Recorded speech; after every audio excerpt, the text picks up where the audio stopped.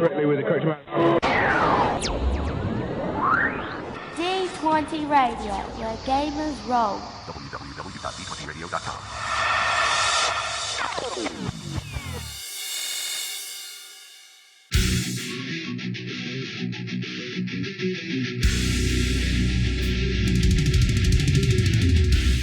Welcome to Me and Steve Talk RPG, the podcast where me and my friend Steve try and help you get the most out of your role-playing game experience.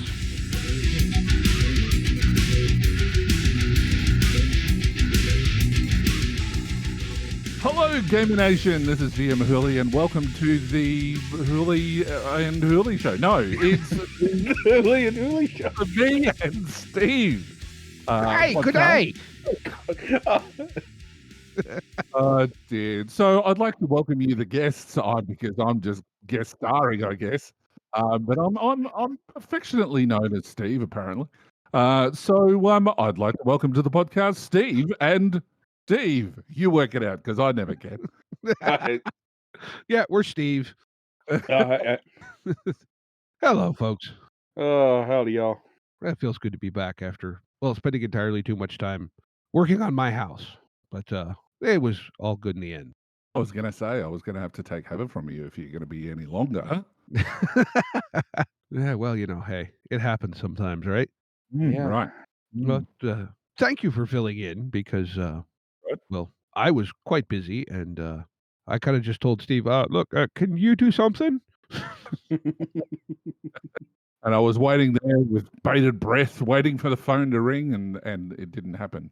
But I got a message. Did it come in a bottle? It didn't come in a bottle. Well, I guess if my phone's a bottle, I guess, sure. But no, it was just a message because, as Steve has said in the past, that all that he needs to do is send me a message and I'll be there. And, I'm just a podcast whore. So I'm, All I got to do is whinge at him a little bit, and he's right there. He's easy to get a hold of. Well, I listened to the episode that you two recorded last week this morning, and I'm like, okay, I need in on this conversation. So you pulled a Hurley. Yeah. You always tell it's a good episode when I wake up or get a message in the middle of the night that goes, I need to talk to you. Yes. Very good. Hey, should we talk about a podcast of the week? I think we should. And I actually know who it's going to be this week. Who is it? It is the Court Games family of podcasts. Ooh. Which there's 3 on the network. There is the one that goes by Court Games. There is Fortune and Strife, and there is Crimson Gold Agonies. That's the one that you couldn't remember. Right.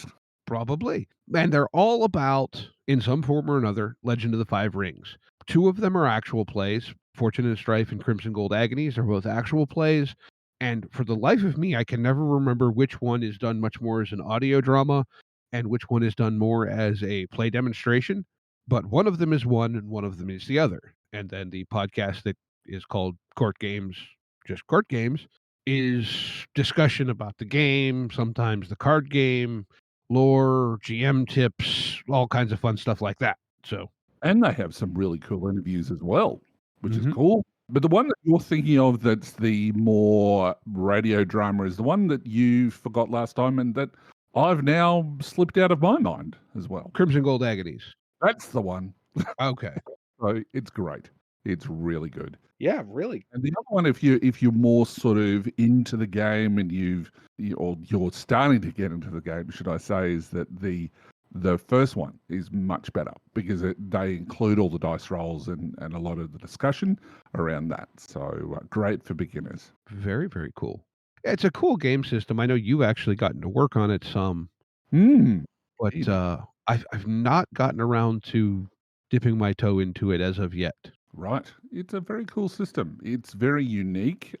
They've certainly tried to do a lot more about, the whole roll and keep, which is very much sort of fundamental to their D10 version that was done prior to the acquisition by FFG. But it uses D6s and D12s in a really unique way, and I loved it. I found it to be one of the better narrative systems, forgetting Genesis, of course, but then again, I'm biased.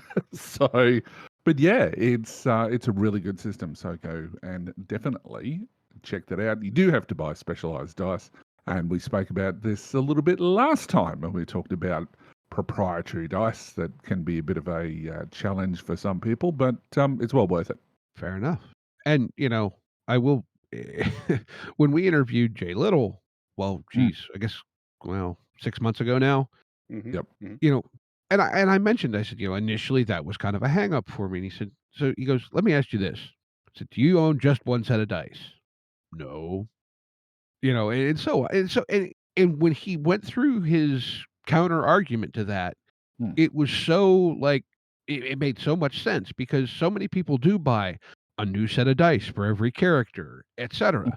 So what's the difference if you have to buy a new set of dice for the game? There is a counter argument to that, in that if you buy a set of dice and they're just the normal polyhedral ones, that you will be able to use that again if you want to for another game. But with either Star Wars or Genesis or L5R, you can only use those dice for that system. That's true. Not that I'm against the proprietary dice. I think that, I'm a bit like you. I tend to, if I'm going to run a new campaign or whatever else, that I'm going to go out and buy a new set of dice. But being 51 years of age, I have a billion of those little polyhedral things. And so if I go and buy any more, I'd probably get in trouble from my partner. But that's aside. That's when you just gotta play it off like, "No, what are you talking? I've had this one for years." Wow. Or you back a Kickstarter that comes with dice. Oh, yeah. No, yeah. That's smart. That's smart. That's much better. I like that. Just came with a box. I couldn't look at them. I couldn't leave them at the store. It's like when you bring home a puppy. You just look at them. And you don't even have to buy dog food for it. It's like anyway. But yeah, so I thought it would be fun to continue the discussion about like running Star Wars and the stories you can tell with it, not so much the system itself, because I mean Well, I that think was part 1. well, yeah, but I mean I think the system's great, the FFG system. But like you guys both mentioned, the Star Wars universe is so big Mm. that you can tell so many different kinds of stories within it. Mm. And, it kind of got me, because my head does things like this. Well, would you ever consider running a game that is designed to emulate, say, a very specific facet of something in the Star Wars universe, even though the game itself was not designed for a Star Wars setting? Could you give me an example? Okay. So just because this one is one of the ones that was rolling around in my head, Sure. there's a game that and we haven't even defined our setting yet per se, but there is a game out there. It's powered by the apocalypse. It's called Mashed, and we're actually going to start playing it here possibly next Eventually. week. Yep. Okay. Now, it is not based on the TV show. Right. It is based off the same source material as the TV show. Sure. But that got me. And it says there, look, if you want, you could port this to, Vietnam, a modern setting, et cetera, and so on. And that got me thinking, could you play a mashed game set in the Star Wars universe, say, during the Republic Separatist War? Something like that, or, one of the Rebel Empire conflicts, Yep. et cetera. Absolutely, you could. Absolutely. You know where that would be interesting at? Mm. Let me throw this out there just to put a worm in your ear. You know where that would be interesting? Playing a bunch of stormtroopers playing a bunch of clone troopers during Order 66.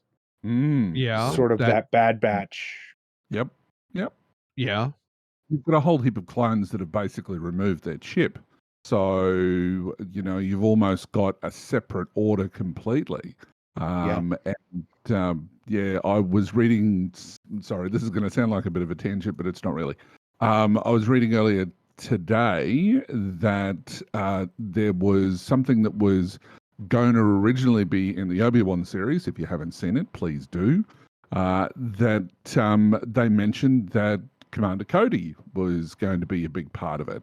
And I'm thinking that'd be really dumb because I've just sat through episode 1, 2, and 3. Yes, I have.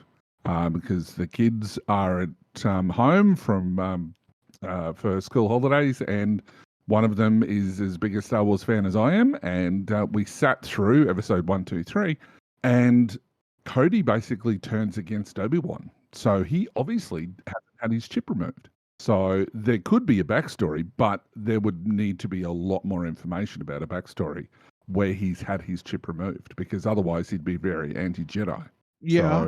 So, but you certainly could do some sort of a Clone Wars or, Bad Batch series, which sort of centers around that medical hospital out in the field type thing. And one of the cool things about Clone Wars, the series, if you look at it, there are a whole heap of different genres where a Star Wars story is told. And that was one of the things George Lucas basically had said right from the get-go, is that he wanted to do an Asian sort of setting. He wanted to do sort of more Germanic sort of settings.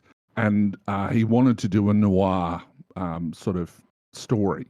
And he could do that in Clone Wars by just, superimposing whatever genre that he wanted to tell a story in, but just put Star Wars on top of it. And it worked really, really well. And if you go through the entire series, you can certainly see that. So this is why I think 100% that a mashed type story with either clone troopers, or you could even say that it's a rebel outpost that is purely there for medical emergencies and things like that. The drama I think that you're going to have is the same drama that I've found with running Star Wars campaigns is, do you do it on the one planet, or do you have it moving around places? Yeah. Because if you do it on the one planet, it can get really stale. Well, but as in the context of what we're talking about here, with it being a MASH unit as we know it, it could easily be a medical frigate. Throw it on a Tantive. Yeah, absolutely. Throw a bunch of back to tanks on a Tantive. Have them run it as a medical frigate. Yeah. Or could you run, and I'm just throwing this out there, you might have to play with the tech a little bit, but like a Cyberpunk Red game set in the bowels of Coruscant. Oh, easily. Easily. I don't know that you would need to port Cyberpunk directly, whatever, but you know what I'm saying? Like that, you've got desert survival in Tatooine and how many other planets, but like, I just didn't know if that was a thought that had ever, I mean, I know, you love the system and so do I, but there are certain things like you mentioned, good society, but okay, let's say you want to do a Imperial Senate drama. Right. You certainly could do it. I think that you'd have to have a different way of thinking about, because it's very action orientated, like cinematic epic drama, I guess, that you could do. I mean, episode 1 and 2 and possibly parts of 3 is all about that sort of, it's got elements, but it's also got other elements of action and explosives and whatever else like of war that goes on. Right. I've got the political drama that's going on in the background. And there are a lot of abilities that are suited to more social type characters. So yes, you certainly could do it. You just have to, I think you really need to develop a social combat system similar to what they've got in Genesis, but maybe expand on that. And I know that there is something like that on the Genesis Foundry, which could easily be ported through to, and it's called I Do Declare. Well, yeah, but I was thinking of it in the context of reskinning Good Society as a Star Wars setting, not, you know what I'm saying? Like using Good Society as the rule set and putting a Star Wars skin on top of it. Yeah, you can do that. Playing the bits at the beginning of Obi-Wan where we're checking in on Leia, she has to deal with all of the Yeah. As I said, that you would have to have some sort of elements thrown in there for a little bit more of a complex system for, in my opinion, to make it a little bit more interesting, using similar sort of style to L5R, where they have, you've got intrigues, which is very much a hardcore social combat system where you've got different sort of techniques to be able to use to elicit information from other people. You do have that, I guess, with advantages and certainly with the social combat from Genesis, if you want to pull it from there. But if you're going to run a long-term campaign, and this kind of affects any sort of Star Wars setting that you're wanting to put in. If you want to focus on starship combat, for example, you're going to need a very robust system and maybe add in a few extra things to make it a little bit more interesting. So that might be, you might have to bring in a little bit of, tabletop miniatures and things like that so that tactics can come into play and things like that. You'd need to solidify a little bit more of the capital ship rules so that it all intermixes a lot better. Maybe take some stuff from the board game Armada as well. But if you were doing a more social sort of style of game, you would need a lot more than what's currently there. I think, and I'm trying to remember the Age of Rebellion supplement, where they deal with a lot of the Politico stuff and a lot of the, dealing with more social sort of scenarios.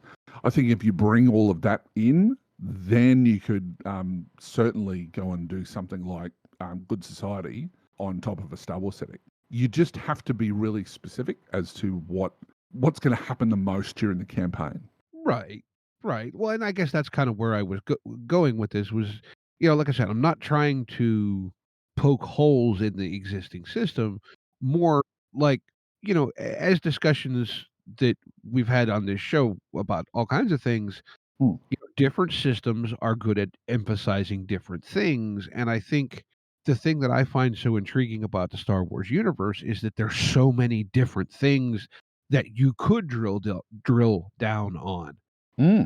And in some cases, you might be better served if you want to drill down on this specific thing to reskin another game to do that. And even if you're playing your campaign as sort of like an anthology, or maybe you play, for 6 months as this mashed unit, and then you play for a couple months as, diplomats and whatever, you know what I'm saying? Like, the same kind of overarching story, but different aspects and angles to it. So you certainly, I think that in any sort of a Star Wars setting, there is going to be different fundamental segments of the story that you're trying to tell. In a typical sort of group of PCs, you're going to have a situation where, I'm used to, I haven't played a lot of Age of Rebellion stuff, but I've certainly done a lot of Edge of the Empire. So you can be inserting the PCs into any sort of scenario, and it might be a negotiation to, set up some trade routes or something like that for your boss. So that may be more socio-political drama that's going on there. And that might last 3 or 4 sessions. And then all of a sudden you go into, right, well, we need you to break into a bank vault on, Utapau or whatever. So you then can run that heist sort of a drama. I don't think there's anything wrong with doing that. You can even, as you've sort of suggested, split up your campaign into these are your one set of characters and do your episode 1, 2, and 3 of a larger arc of a story. It's just a matter of kind of this, I guess, brings it back to our initial conversation from the previous episode, is that you really need, if you're going to do some sort of an epic campaign, you're going to need to work out, A, what your players want for a start. Then you're going to work out what the GM's prepared to run. And then you're going to need to go, right, well, where am I going to run this? Am I going to run this as a galaxy-wide thing? and we're just going to do Adventure of the Week?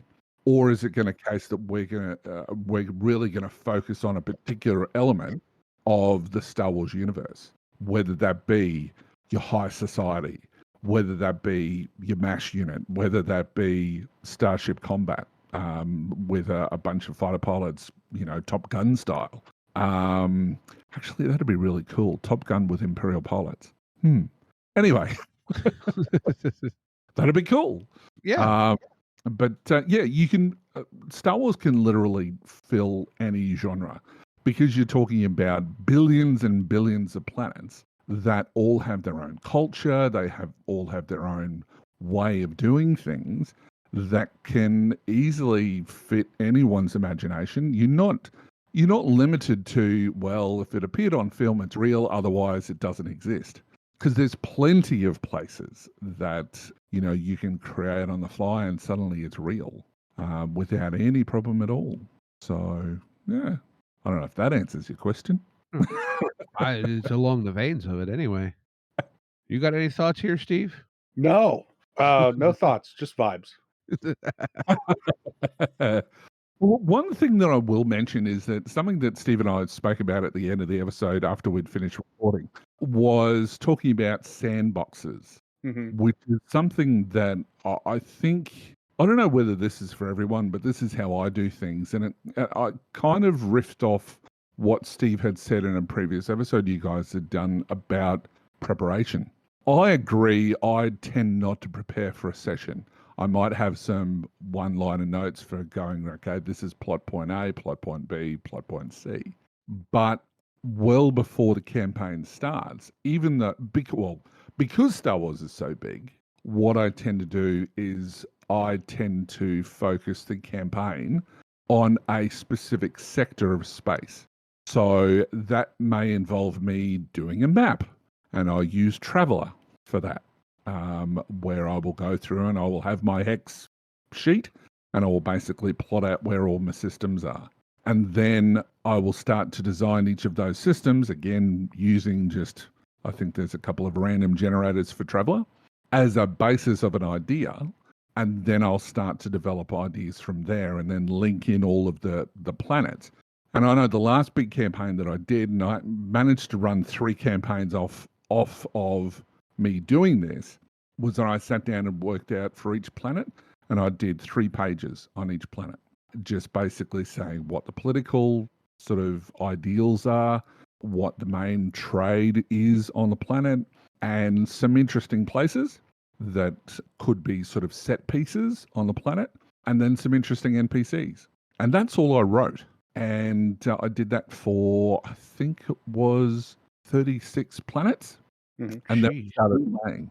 And a nice big thick book that I created as a result of it, but I mean, none of it's publishable.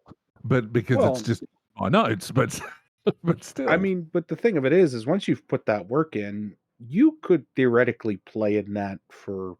I mean, you ran it for 3 sessions, but you could theoretically play in that for 3 different campaigns. You could play in that for 100 different campaigns. Yeah, absolutely, and you could tell so many different stories. Once you've put the effort into that area, you're done pretty much. I mean, not done, but you're done with having to worry about setting. You've got the framework there. Yeah, exactly. And I think that that's an important thing that if you're going to run a long-term campaign, and that's ultimately whatever the PCs want to do. The PCs might just want to play a 1-shot or a 3-shot, and that's it. They just want to get their Star Wars fix and move on to the next system, which a lot of gaming groups do in this day and age, is that they'll, go through, well, we want to play Call of Cthulhu this month. And so they'll play Call of Cthulhu until they get bored, and then they'll go, right, well, we're going to play, Twilight 2000 and give that a shot. So there are fewer people, I think, that want to run a long-term campaign that goes for several years. A lot of the time in this day and age is because everyone's time poor and they can't make that commitment to that long a time. I'm lucky. I ran a Star Wars D6 game for 7 years. That worked absolutely fantastically. We had people coming and going out of that campaign, but we had a core set of characters.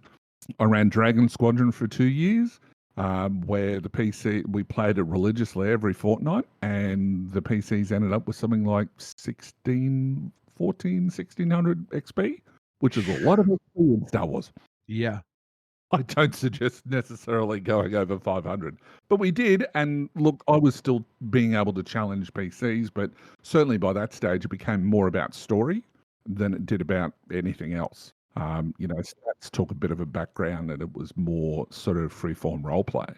If I could break in here for a second, we did have, and for anyone who doesn't know, one of the features on our $5 Patreon tier is that when we know we're going to have a guest, we'll put that up and let our patrons ask questions. I need to put out a formal apology to our patrons. Well, I usually handle it, so you got overwhelmed. It's okay.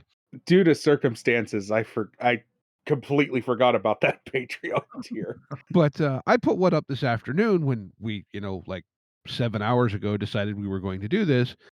And Jesse, who we all know and love, who is also a massive Star Wars fan, came up with a couple of them. And one of them was, Star Wars very much does the mono environment planets. Right. And he said, is that something that you like to lean into, or do you kind of like spoof it, or how do you deal with that? Do you just lean into it because that's the way they do it, so to speak, in canon effectively? Yep. And yes. Look, if players want to go to different areas of a world, like if they've landed in a starport in the equator equivalent, and they want to go to, or I've got an idea of a bit of an ice sort of story, and they've decided to go on this other planet, which I didn't expect them to. I'm not going to, and we've spoken about this before about adventure design, is that I won't stick a story into an environment.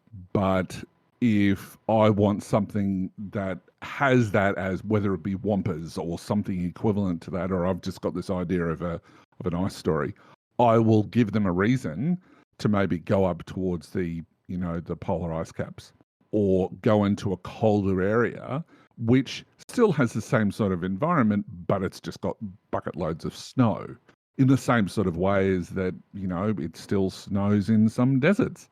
I think for the most part, in answer to his question, yes, I 100% lean into it, because it's the expectation for anyone playing Star Wars is that I want a Star Wars experience. So if they go to Endor, they know that it's just forests everywhere, but it has to have a polar ice cap.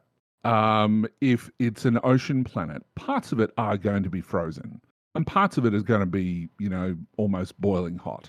But for the most part, you're going to expect an underwater adventure.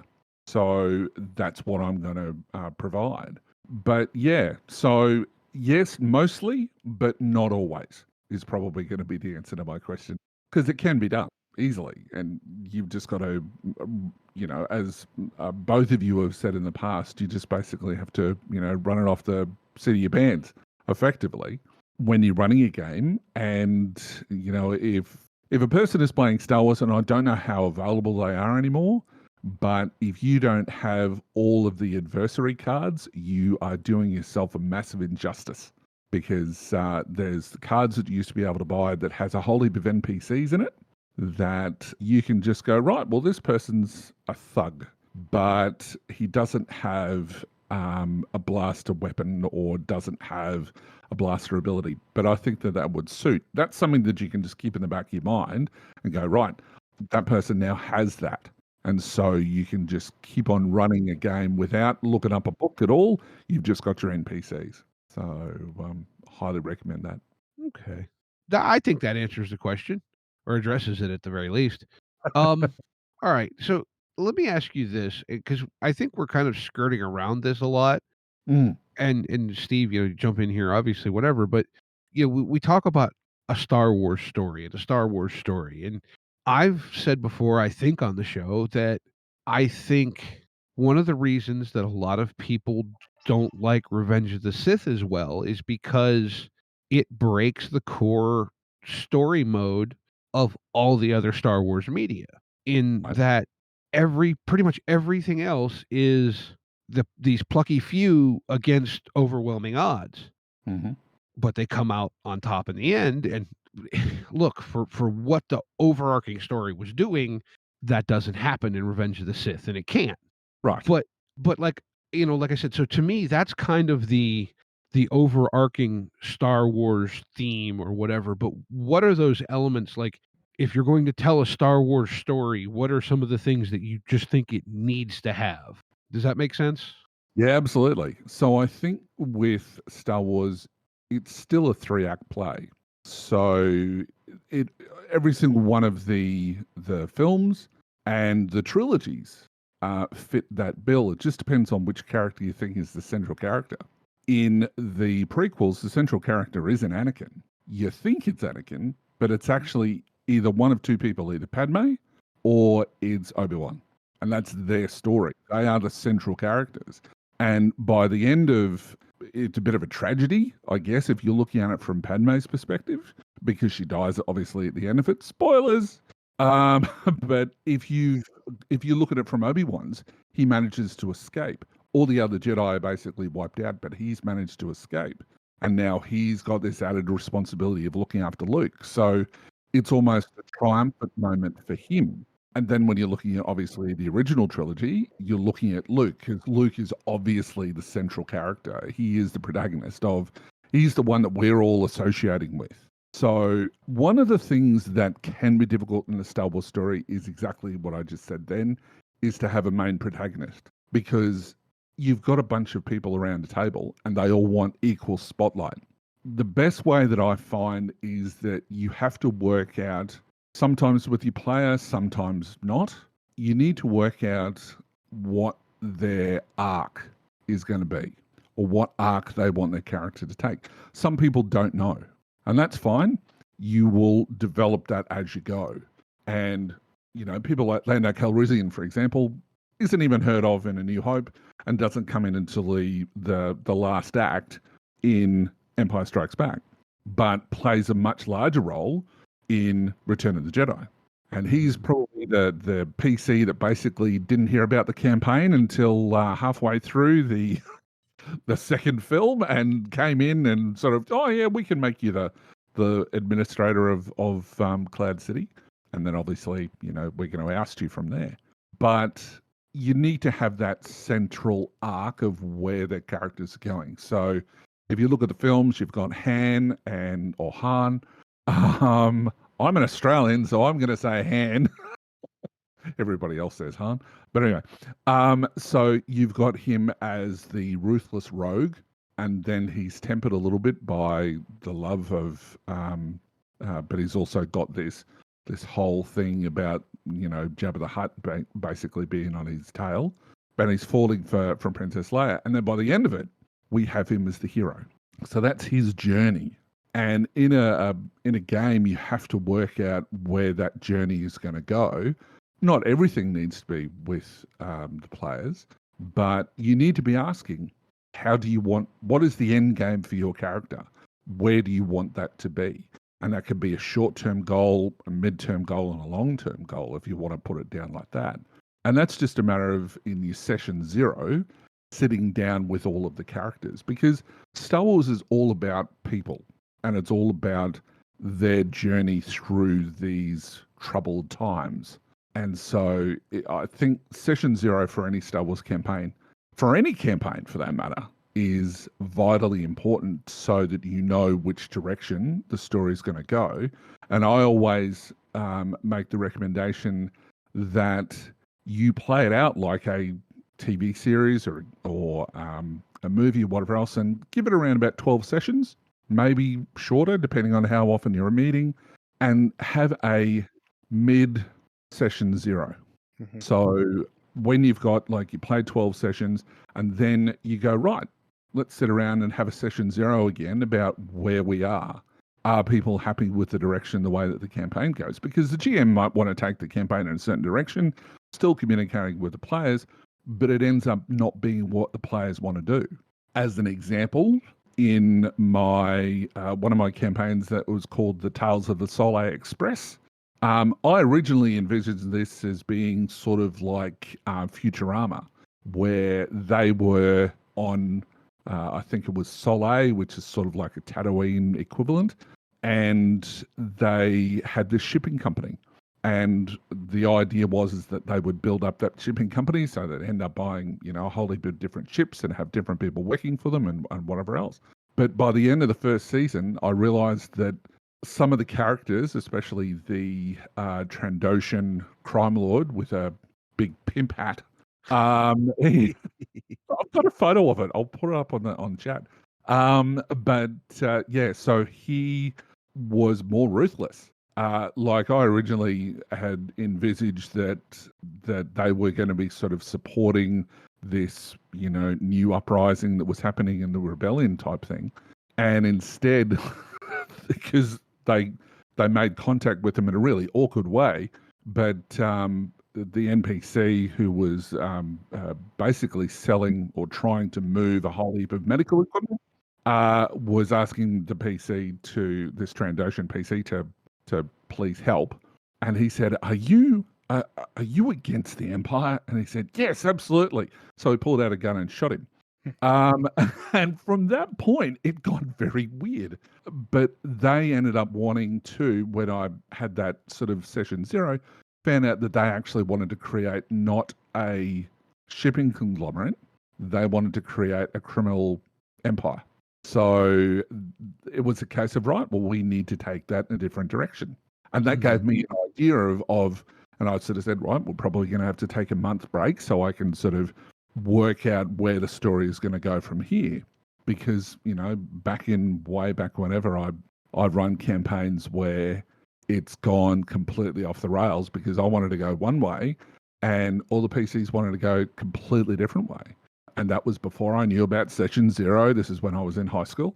And probably from there, I've always been looking for a way. And as soon as people started talking about session 0, which is really only something that has been, talked about from my experience, probably in the last 10 years or so, is that having a session 0 is important at the start, but it's also important at having it at a midpoint and towards the end of a campaign so that everybody gets that satisfying ending, which I think is important so that it does, as I said, you have it as the 3-act play.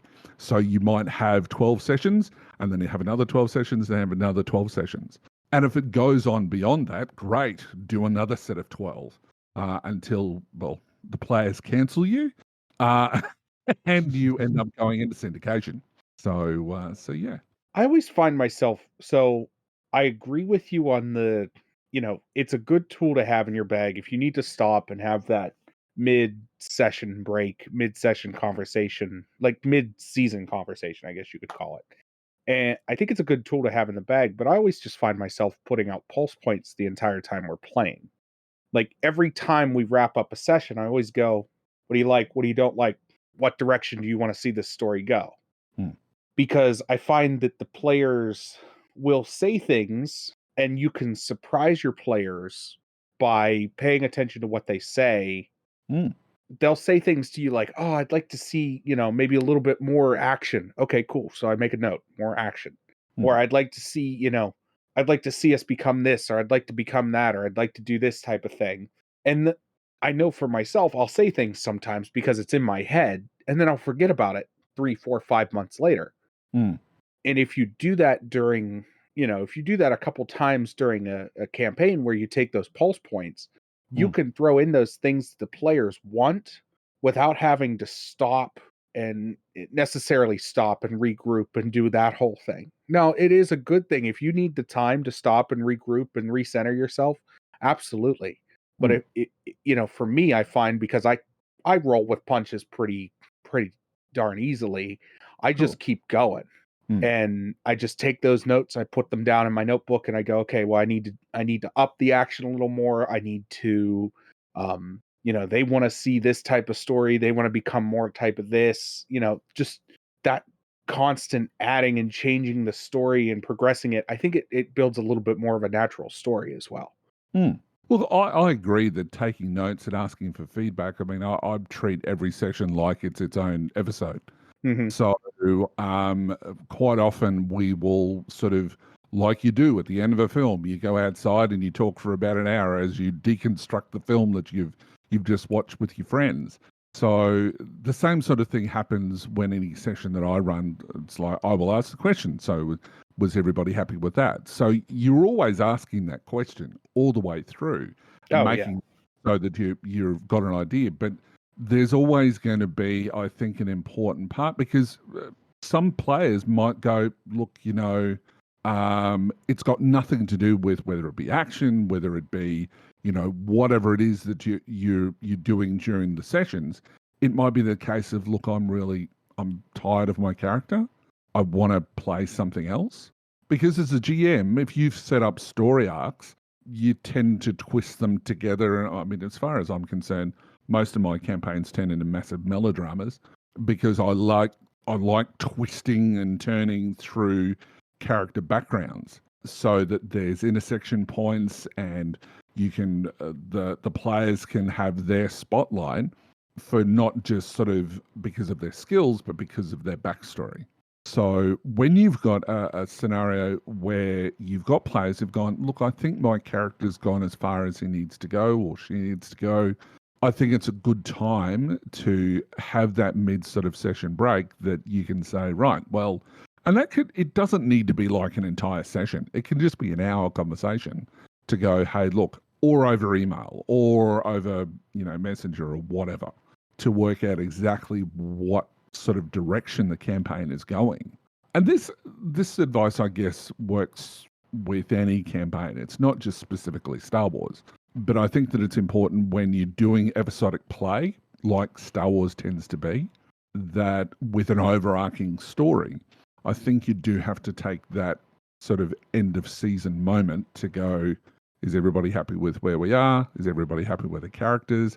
Would anybody like something new? Because they may have had a short-term goal to be the best pilot in the sector. Okay, great. You've made that. There's been a big race at the end of the campaign that you've been leading up to, and you've managed to win. So where do we go from there? We go, right, well, now I want to be the best in the galaxy. Okay, cool. So we need to up the stakes a little bit more. And it's just about communicating with your players. Mm-hmm. Yeah.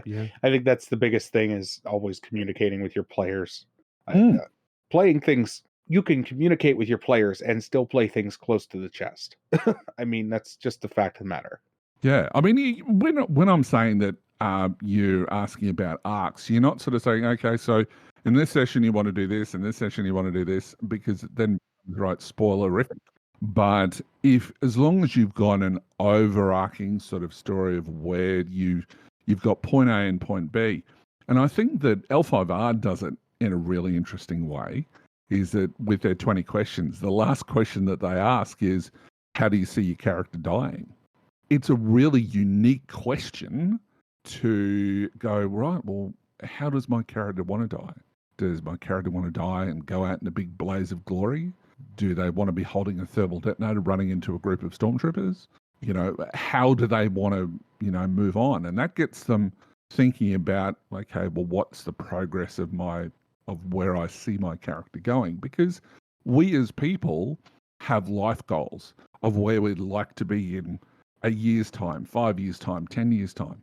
Characters are exactly the same way. They aren't just stats on a paper. They have motivations and feelings. And this is one of the things I love about Genesis, is that it goes into what are your strengths, what are your weaknesses, what are your flaws, so that you've got a much better concept of your character. And Star Wars does that with motivations. People tend to mix up obligation, for example, and motivations. Some people have said, well, Han and Chewie, that Han has an obligation to Chewie. Well, if Chewie's a PC, that doesn't make any sense. He's got a motivation to look after his mate, and he's got a motivation, and Chewie's got a motivation because, well, he's got a life debt. But it's not an obligation. It's a motivation for staying in. So motivation is something that you have to do. Sorry. Obligation is something that you have to do. Motivation is something that you want to do. So, yeah. Yeah. That's how Star Wars is supposed to be done. Well, Edge of the Empire, anyway. You've then got duty and morality as well, which are two different ball games again. But yeah, that's sort of, you've just got to really look at your characters, because Star Wars is more than just shoot stormtroopers, take their loot. Yeah, yeah. It's a lot more, for me anyway, it's a lot more depth to it. Yeah, well, I think, and like, you guys were talking a little bit last episode about, the different eras that really kind of fascinate you. And I think, because I think you said it's what do you want to say, between episodes 3 and 4 is where you really kind of, that's your sweet spot. Yeah. And I think, Steve, you said between episode 4 and 5. That's where I'd like to play with. Yeah. And I think for me, it's kind of, in all honesty, for me, it's from like episode 2 to episode 4. Mhm.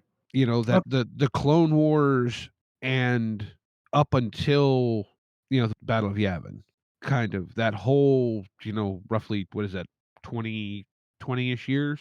25 years, yeah, or thereabouts. Yep.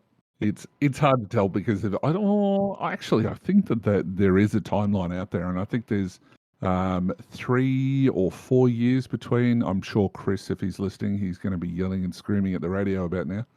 But it's 25-ish years, because you figure it's roughly 20 years from Order 66 to Battle of Yavin. Yep.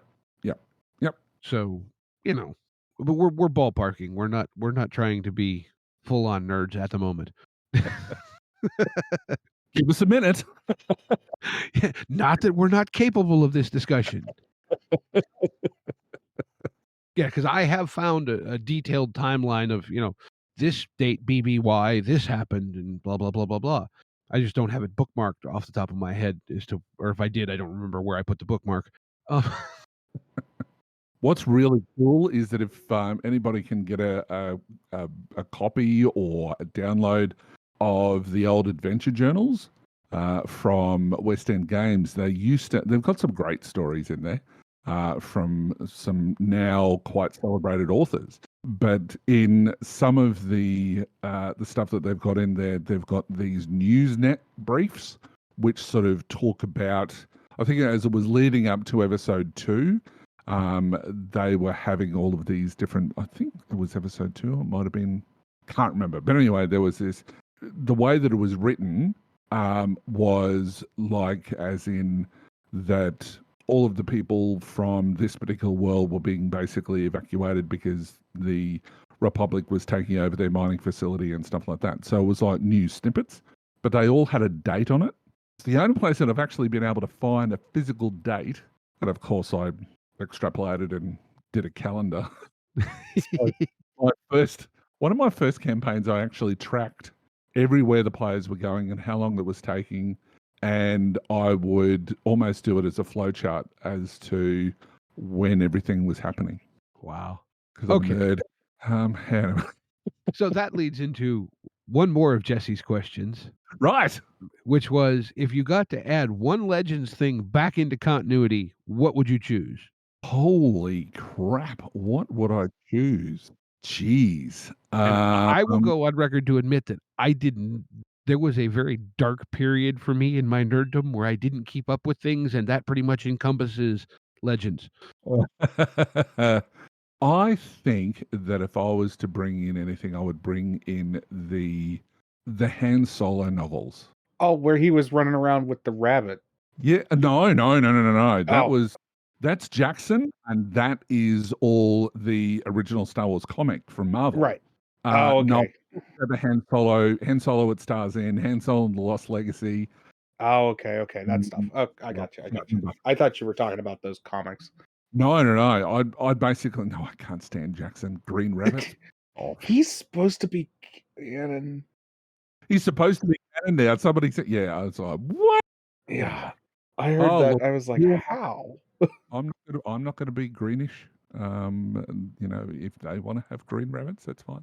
But I absolutely love the Triani, which are in Han Solo at Star's End, which is it's basically it's a prison break and part of the adventure, but for most of it.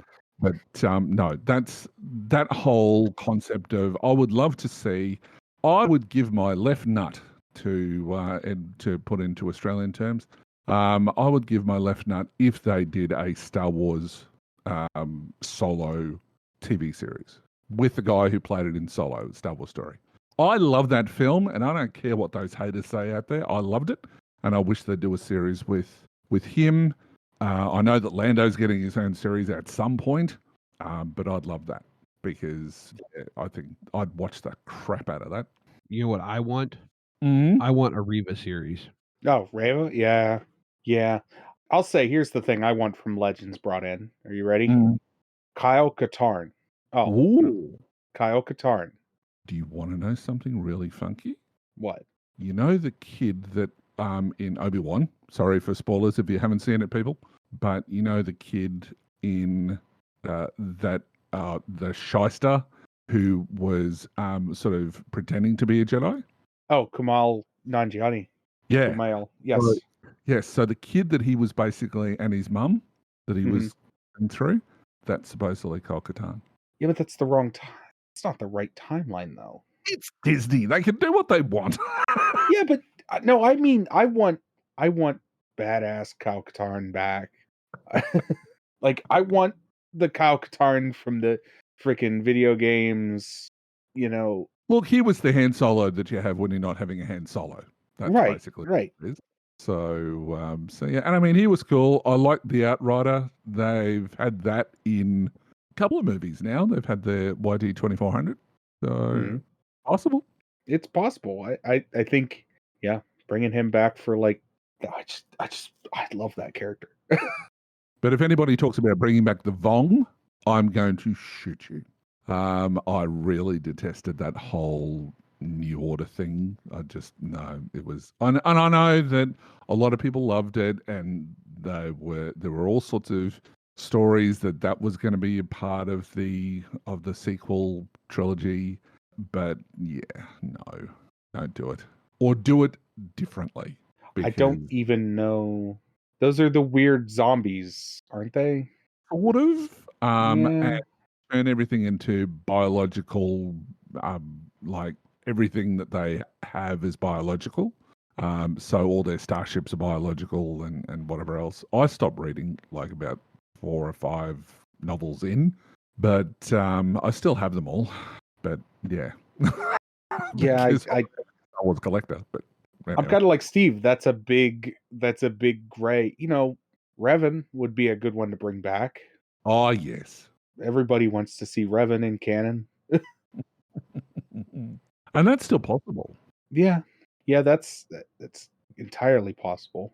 So I have one more question, but I want to get any more final thoughts anybody has or whatever before we do that. Well, one question that I've got to ask for young Steve. So you have said to me in the past that when the thought of running Star Wars basically gives you massive anxiety plus. So what is it about running a Star Wars game that you find so daunting?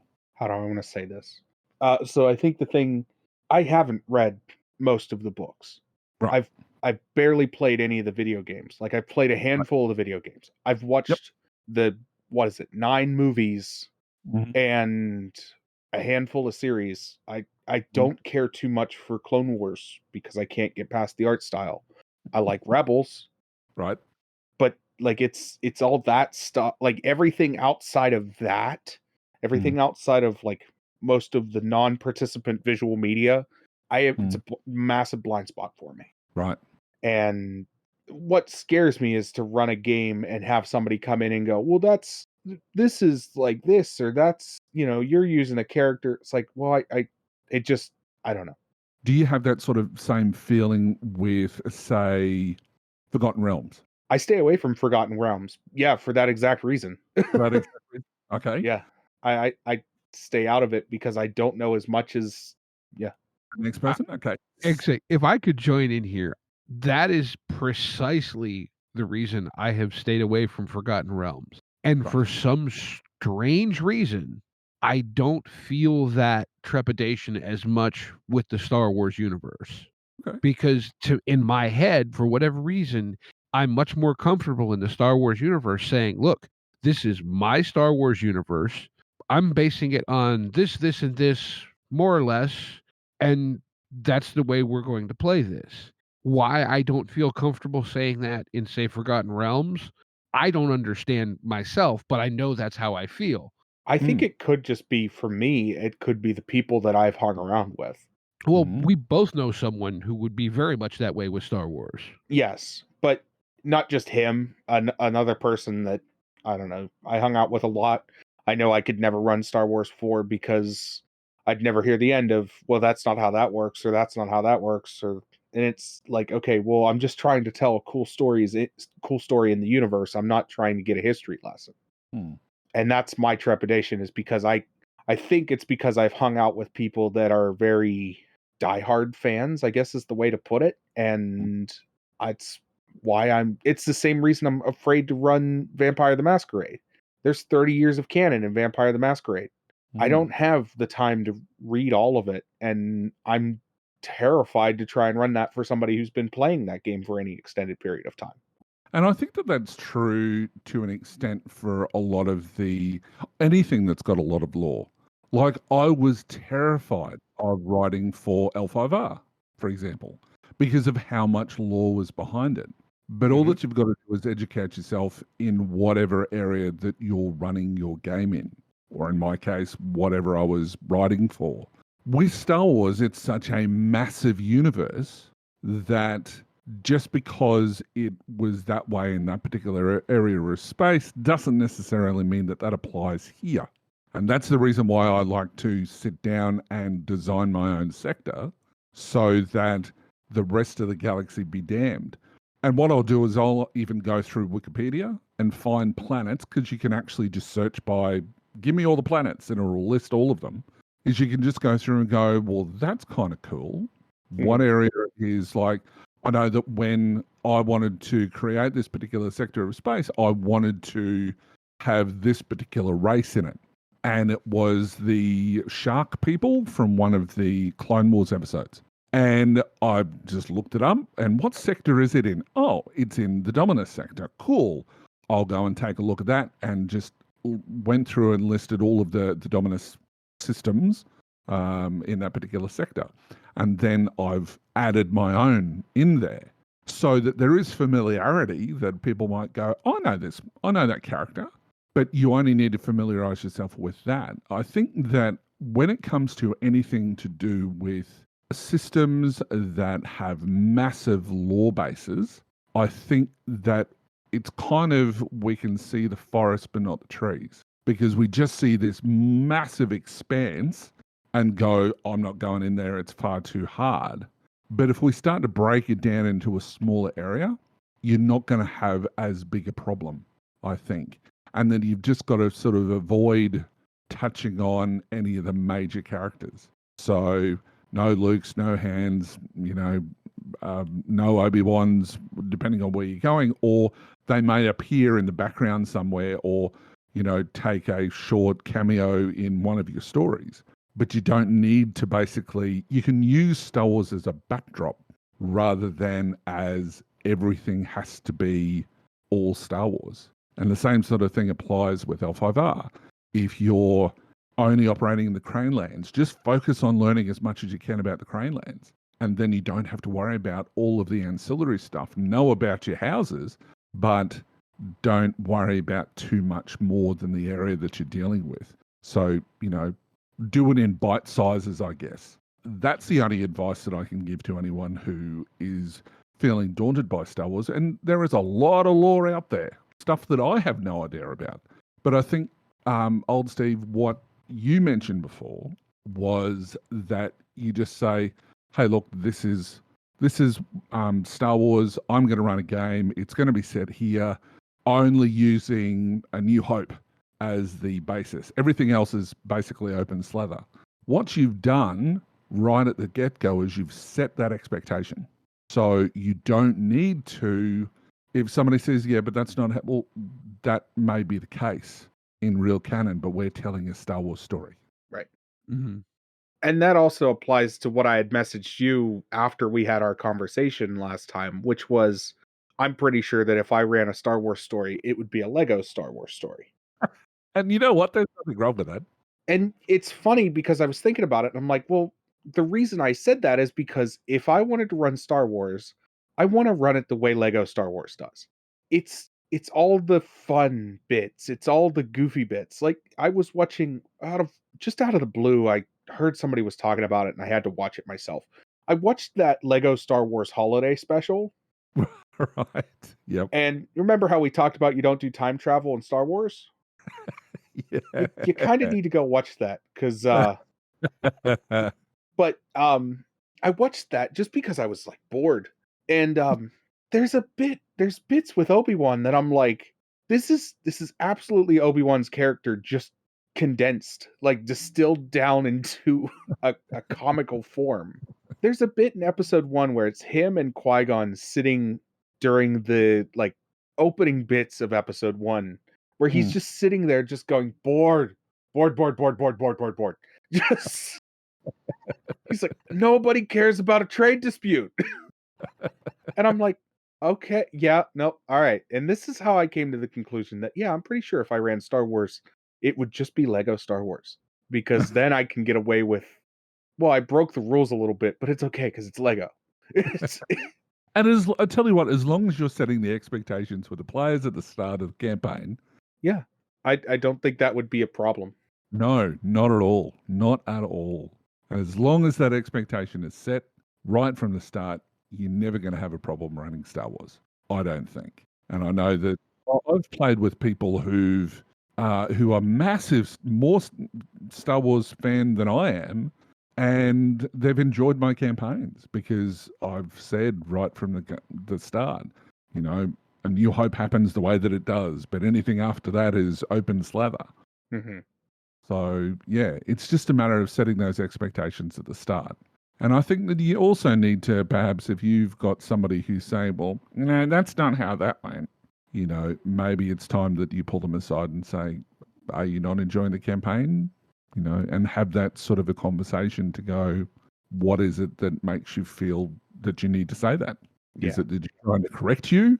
Or is that they're not happy because it's not the Star Wars experience that they were hoping for? Or what is your experience that you're hoping for? And then you can find out, and then you can do some more research. You know, there's plenty of stuff online the Wikipedia is your friend when you're running Star Wars. So yeah. Okay. Well, to move things along, because I'm going to run out of time here before too long. I got one last question from this is from Jesse, but we're going to ask you to put on your prognosticator hat here, Ian. Oh God. Yes. Okay. And so, whenever the next edition of the Star Wars RPG happens, what does Sterling Hershey write for it? He will write about the galaxy. That's what he will write about. He will write about the current status of the galaxy. And I hope if they ever do a second edition, that they make it setting agnostic and that it will, he'll talk about all the different eras of play. There you go. Okay. And probably some tables because he loves tables. That's all I know. Well, now what? He holds the distinction of having written for literally every edition of the game that's been published, correct? Well, absolutely. And yeah, I'm just in awe of that man. He's a great person to session with too. So yes, I love Sterling. He's amazing. All right. Well, everyone knows where they can already find you at the Forge Genesis and Facebook and Twitters and wherever mainly else, right? Steve, right? Yeah. Well, you can find. Just message us. We'll get you in touch with Hooley. That works too. Yeah. I was going to say that meandsteve.com. Is that where you can find me? We don't have that yet. But no, they can find me at forgegenesis.com. You can also find me by searching Forge Genesis on any of your social medias. You can also find my co-host GM Chris by going to any of those links as well. And I'm readily available on Discord under GM Hurley. So just do a search for that, or I'm probably slutting around on the Genesis community or our own Discord, which is available for our Patreons, or the Me and Steve Discord. Yeah, you're I'm Yep. a little bit everywhere, aren't you? Yep. just social hall. Yep. All right. So is it that time of the week? It's game of the week. Woohoo! Game of the week. Game of the week. Game of the week. Game of the week. All right. Who's going first? I can Can go I first. go first? Oh, you Oh, could go first. okay, I'll Go go for it. first. I've never gone first before. My game of the week is it's made by Dice Up Games by Tim and Kristen Devine, and it's made under the sort of the same rule set as Laser and Feelings. Because I know that GM Chris, my co-host on the Forge, he loves Lasers and Feelings. So this one is called Truth and Daring. Now, I only found this last night, but I immediately fell in love with it. I love kids on bikes, and this is the dumbed down version, and it's great. It's a 1 page. It literally cost 70 cents. It's amazing. Go and download it. Take a look at it. It's great. It's got the character sheet, which is all of basically it's a credit card or a business card size. And it's a 1 page RPG. So I like it because it's really simple mechanics. There's no point buy or anything like that. You have just one stat. And if it's high number means you're better at truth. A low number means you're better at daring. And you've just got to make up a few gears, like pieces of gear that you've got. You've got a player goal, you've got a character goal, and then the players create their clubhouse. So basically, the liner that they give is, "It began like any summer until you sensed it. Something wasn't right. It was quiet, too quiet. You knew something was coming as a member of a super secret club. You knew you had to be ready. You each had sworn the oath to protect your town, your families, and most importantly, your clubhouse from the things that adults just can't seem to handle. You couldn't have known what was coming, but you were all sure of one thing. This would be a summer you would never forget." Truth and Daring, coming soon. It's really good. It's also got a little GM creates the adventure chart on the same page. It's very cool. I love it. Yeah. Sounds really fun. All right. You go, my go, you go. Okay, I'll go. So I'm going back in the books a little ways for this one, and unfortunately, it's not available on DriveThruRPG. However, it is still available on the publisher's website. Boo, boo hiss. And this is a game from Steve Jackson Games, which Ooh. really makes me wonder why it's not on DriveThru, because they have a lot of titles that are there. But I'm going to the game who, in the rules, states that any player who reduces the GM to hysterical laughter gets an experience point. Wow. That would be the one, the only Tune. Oh, Haven't thought about Toon in a long time. Now, I've heard that some early versions of the rules, you got experience if you made the GM snot milk out their nose. Yeah, that's a little bit I don't more know, that seems difficult than- hyper specific, but it's still Wow. in the same vein. But this is the role-playing game for classic, Saturday morning Looney Tunes, Rocky and Bullwinkle, etc. Oh, yeah. And there's really not much more. You don't have to explain it. Always wanted to play a Who Framed Roger Rabbit game in Toon. But I mean, it's got, different, shticks and goofy gear, and it's like the PDF I think is $15 Yeah. on the Steve Jackson site. So it's not, hard to find. You just have to go there to find it. I almost bought a hard copy of this at a used bookstore a while back, and I probably should have, but yeah, Well, it's a it's Toon. certified classic game. Like that Mhm. is absolutely it is one of those games that if you don't own a copy of Toon, you should really pick it up because, yeah, there's very few games that fall into that certified classic territory, and Toon is one of them. Mm-hmm. Yep. Do you know that I really wanted to get into Toon when it first came out? Yes, I'm that old. Wait a minute. Well, okay, wait a minute. You were talking about it the other day, or last Yeah. episode, and while I will also admit my first role playing experience was in second edition WEG Star Wars. So Ah, you know, and that would have been in 1995, probably. good God. But like when you got your copy of Star Wars, I was 11. So I'm really old, Hurley. Right. Well, okay, yeah. Toon, the original copyright date on Toon is 1984. Yep. Yep. And it would have probably been advertised in Dragon. That's where I would have seen it because, that was back then, there was no internet. There was only Dragon and Dungeon magazine was how you would get to find out what content. There was a game company or a distributor here in Australia, which was Military Simulations. And they used to, and I think I've spoken about this before, and they send out a little booklet which had all of the board games and card games and whatever else. And we used to, get it and bring it to school and pore over it and go, yes, I'm going to get this. And you'd highlight where all the Star Wars stuff is. And so that was the way that you knew what was coming, but, with internet, you don't have that sort of, I guess they're putting highlighters all over their iPads. I don't know. So fun story. I don't know where it's at right now. I have a whole big box that I had bought. I was at a game store and a guy came in with a box of Dragon magazines Oh, and they didn't want them. They were like, we don't know what to do with these. We can't sell them. We don't want them. And I looked at the guy and I said, I'll give you $10 for the box. And he goes, yeah, deal. Better than what they're giving me.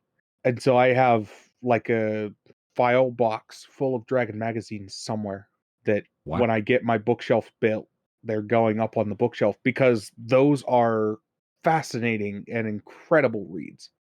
Mm. And they've got some good modules in the old dungeons too. Yeah. Plus, when you start looking at some of the more recent ones with, ecology of different dragons and ecology of this particular creature or whatever else, it really takes a much longer look at each of the monsters. Yeah, definitely well worth a read. So you may have some collector's items there, my friend. Oh, I know I do. Wow.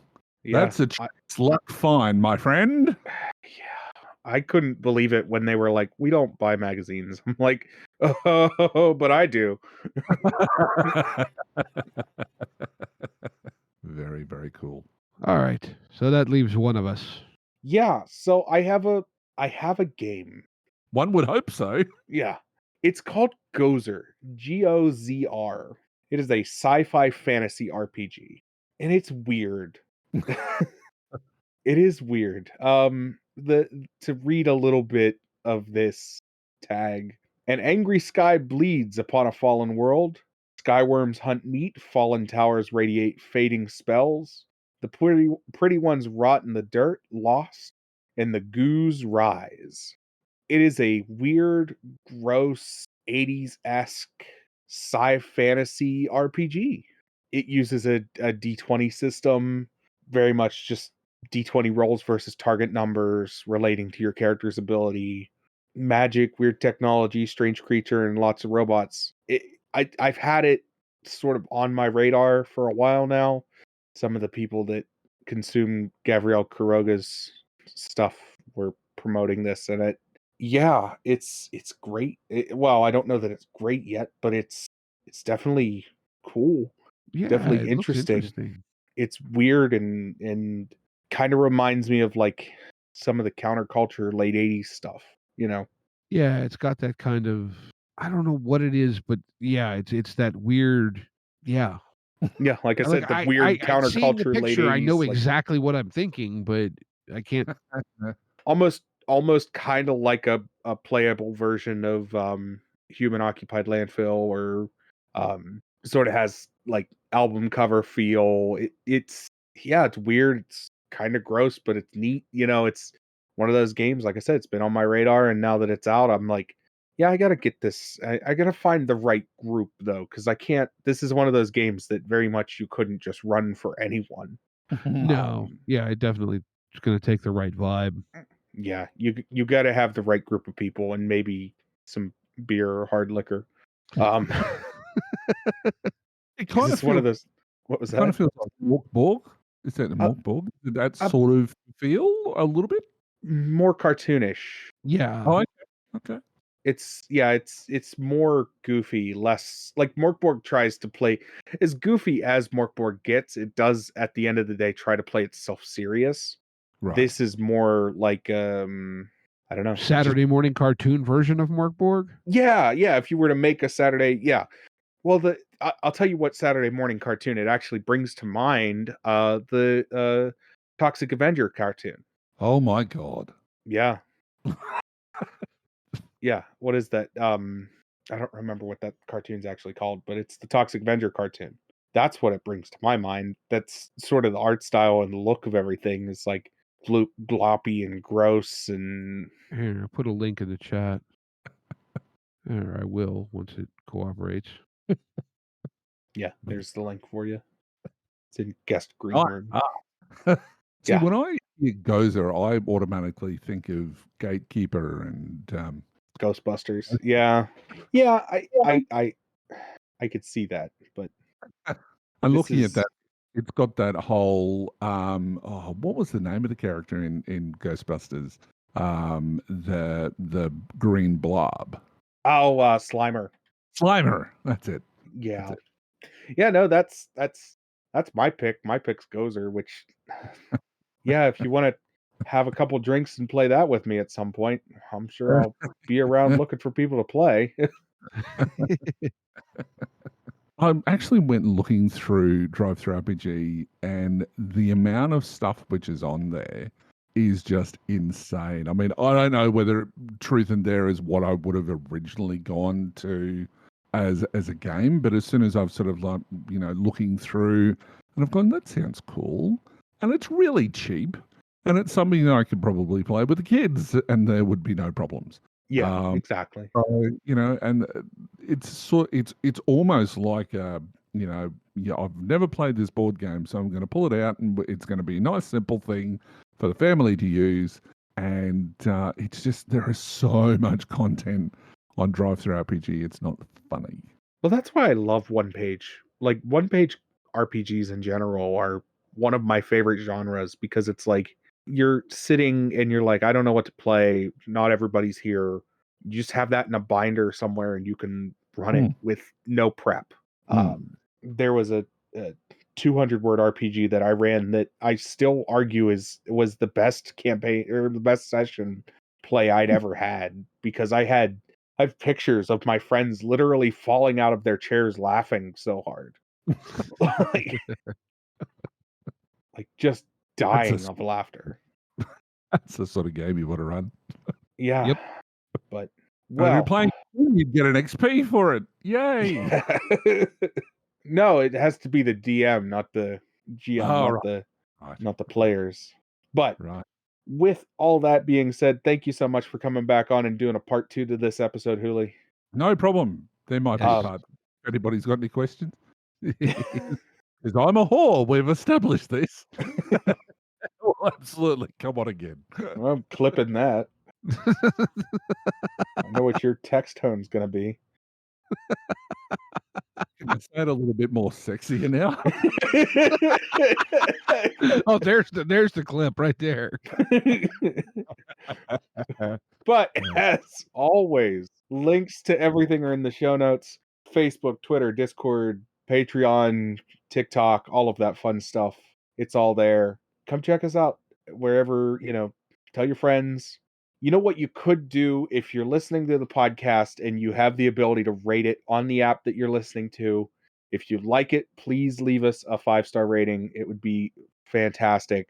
It helps with growth. It helps us get promoted sort of out to more people. And the more people we can get in the Discord, the more people we can get listening to the podcast, the more games we can run, the more fun we can all have. interesting conversations. Yep. And don't forget to leave a review as well. Because Yeah, these guys yeah. are amazing. So, let them know that they're amazing. I keep telling them and I'm running out of breath. If you got a complaint, we do have an email address. You can send that complaint directly to us, and one of us will respond. Yeah. Really? Yeah. Wow. Yeah. What is Yeah, it? we have an email address. It's meandsteverpg@gmail.com, I believe. Yeah. Wow.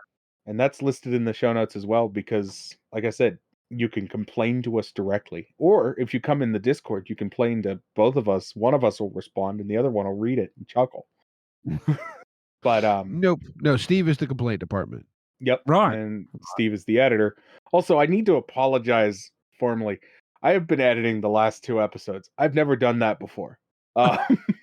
So if you've noticed there's been some technical difficulties, yeah, that was me. I'm learning, bear with me. Everybody has to start somewhere, and I apparently started by getting Well, thrown head first. yes, in your defense, I think it was like Saturday before the Eddie Webb episode. I messaged you. I'm like, dude, can you? Because I can't.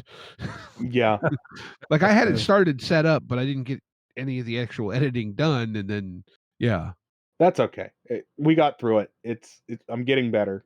I promise it'll be almost seamless. You'll never be able to tell which ones I edit and which ones Steve edits eventually. Don't talk to me about editing. As always, we want to remind everyone to be kind to one another and get out there and play some RPGs. yep. Take care, y'all. Roll some dice. Intro and outro music by the band 12 Noon. You can email us at meandsteverpg@gmail.com. You can find us on Twitter and RPGs. Find us on Facebook at Me and Steve RPG Podcast, on Discord at Me and Steve RPGs, and as always, all of these links are in the show notes. Thank you, and be kind to one another.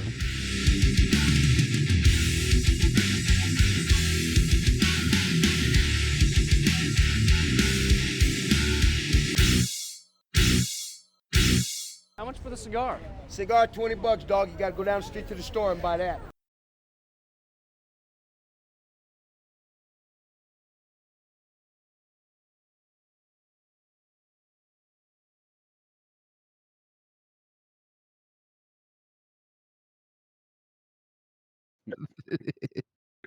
All right. Oh, did you want me to do the intro? Do you want to? I don't care. I'll do it. I don't. I mean, whatever. Sure, I'll do it. All right. But no, they can find me at Forge. I can't even remember my own website. That's bad. So it's Forge Genesis. You knew had to be. See, this is why I should read it before I actually even read it aloud. Don't talk to me about editing. Yeah. How many episodes have I got waiting to edit right now? But anyway, that's a side note. Yeah, you All gotta right. get Well, on that's that. it. Then you can't come on the podcast again until you get one of your own edited and out. Yeah. Gauntlet thrown. Right. Yeah, which one? How long ago? You dropped what? Like December was the last episode you dropped? January. Thanks very much. That we dropped an episode. Sure, it was recorded in November, but still, it's always good quality. That's what I remember. I was. This is a funny story. I remember I was like, we were like coming up on a year of doing the podcast, and I listened to an episode of The Forge, and you guys shouted us out on your podcast highlight, and you were like, "Yeah, and the new addition to the RPG." I'm like, we've been on the network for almost like a year now. Like the new edition.